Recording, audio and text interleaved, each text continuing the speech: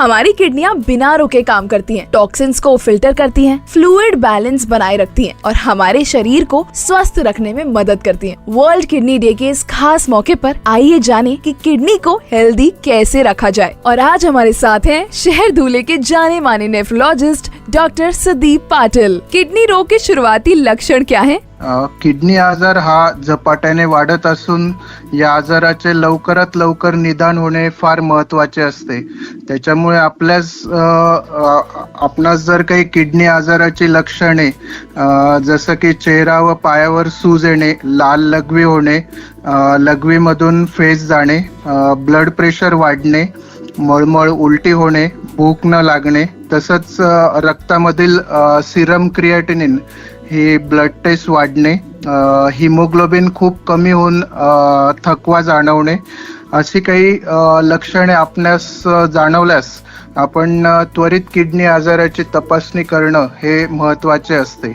कारण किडनी आजार हा जर लवकर लक्षात आला तर त्याला आपण पुढे किडनी खराब होण्यापासून रोखू शकतो।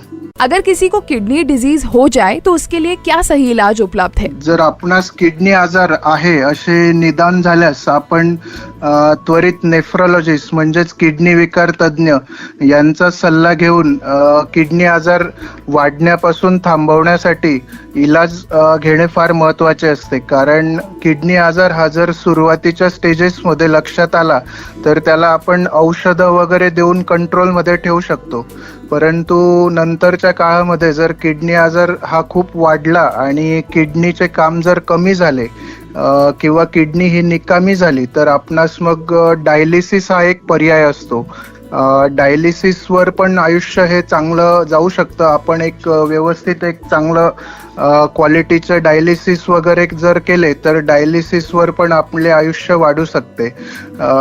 तसेच आपण जर किडनी आजार हा लवकर निदान केलास तर त्याचे कॉम्प्लिकेशन्स वगैरे हे सर्व अवॉइड करता येतात। त्याच्यामुळे आपणास किडनी आजाराचे जर निदान झाले तर आपण लवकरात लवकर त्याची ट्रीटमेंट घेणे फार महत्त्वाचे असते। सबसे सामान्य किडनी समस्या कौन सी है?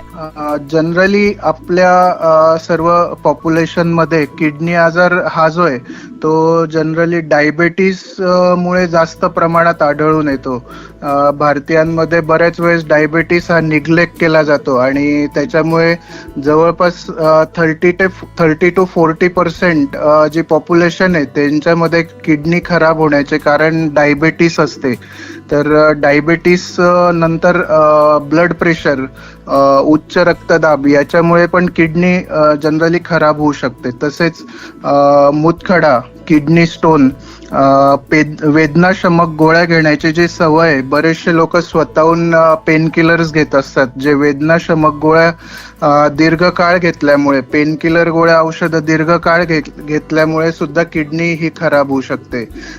तसेच काही किडनीचे आजार हे अनुवंशिक पण असतात, पण प्रामुख्याने मेनली डायबिटीस आणि ब्लड प्रेशरच्या रुग्णांनी विशेष काळजी घेणं फार महत्त्वाचे। त्यांच्यामध्ये हा आजार जास्त आढळून येतो।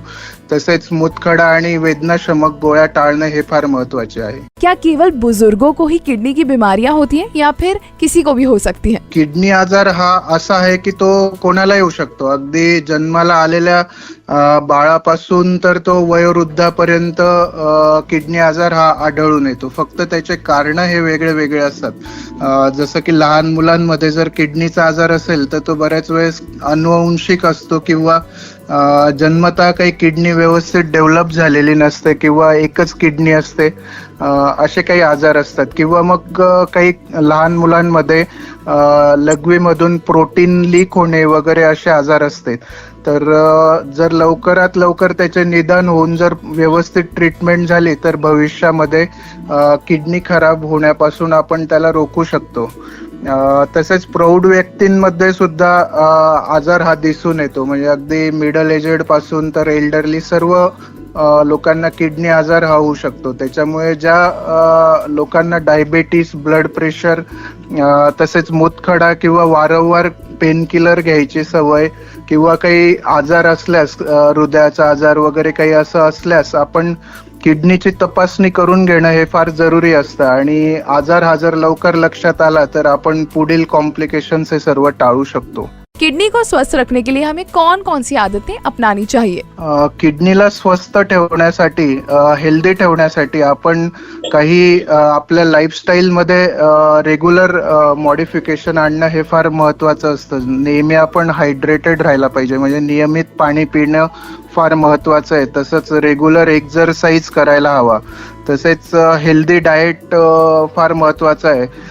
जसे की डाएटमध्ये मिठाचं प्रमाण हे फार जास्त नको, तसंच हाय कार्बोहायड्रेट, शुगर्स वगैरे जास्त नको, फॅट वगैरे जास्त नको, स्मोकिंग वगैरे अवॉइड करायला पाहिजे. जनरली वजन वगैरे जे आहे ते कंट्रोलमध्ये असणं फार महत्वाचं आहे. ओबेसिटी नको. आणि आपणास जर काही डायबिटीज, ब्लड प्रेशर वगैरे असेल तर ते रेग्युलर चेक करून कंट्रोलमध्ये ठेवणं फार महत्वाचे आहे. तसेच बऱ्याचशा लोकांना ओव्हर द काउंटर मेडिकेशन, म्हणजे मेडिकलवर जाऊन स्वतः औषधं विकत घेणे, पेन किलर्स घेणे वगैरे हे शक्यतो टाळलं पाहिजे, कारण त्याच्यामुळे पण किडनी खराब होऊ शकते. तसेच काही आपल्याला मूतखडा वगैरे असेल तर त्याचं रेग्युलर चेक करणं जरुरी आहे.